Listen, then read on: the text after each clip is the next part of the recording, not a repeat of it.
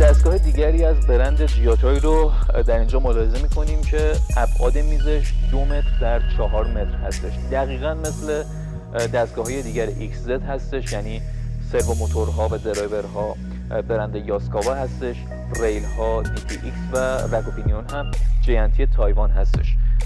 فقط تنها تفاوتش در ابعاد میز کارگیرش هست که تا 4 متر شما در واقع میتونید ورق آهن روش لود کنید. این نکته هم اضافه کنم که تمامی دستگاه‌های برند جیاتای این قابلیت رو به شما میدن که از هر طرف که بخواید شما ورق آهنتون رو بتونید لود کنید توسط این قلتک‌هایی که در سمت چپ و راست دستگاه و در قسمت جلوی دستگاه براتون تعبیه شده.